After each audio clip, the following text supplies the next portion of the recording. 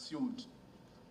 The two government officials were at pains to explain to the committee the authenticity of the dossier and the position of the government concerning the letter. We talk about our sovereignty, we talk about our independence, and yet we do not want to challenge because we now have issues on the impartiality, we now have issues on the independence.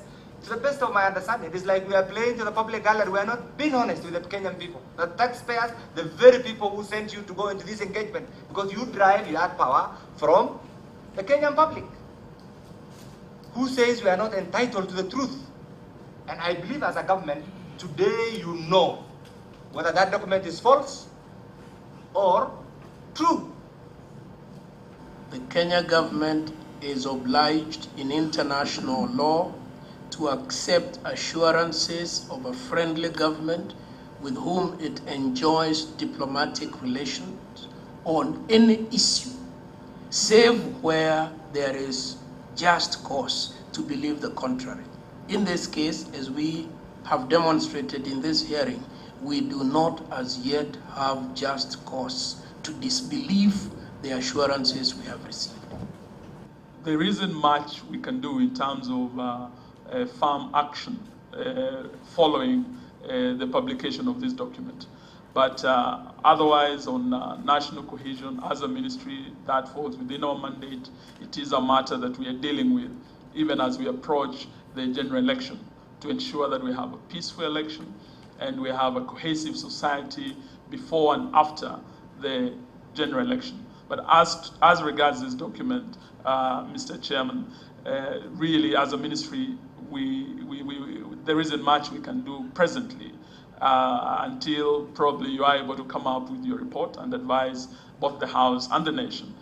Attorney General GITHU MUIGAI, while responding to the questions about the government's commitment to cooperate with the ICC, said that Kenya is under obligations under the Rome Statute and therefore has no option but to oblige.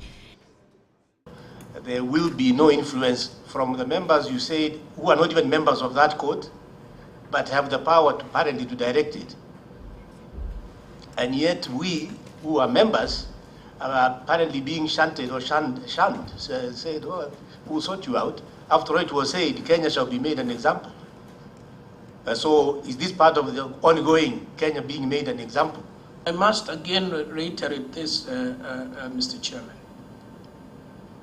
The ICC process is a process that is conducted on the basis of complementarity, meaning the state party and the ICC are conducting the proceedings together, jointly, in support of each other.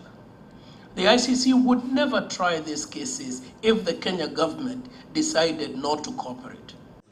Internal Security Minister is among those who have been interrogated by the committee. However, the committee is raising concerns about the whistleblower Yatta MP Charles Kilonzo's failure to appear before it, citing parliamentary immunity. Antonin Anyango, GBS News.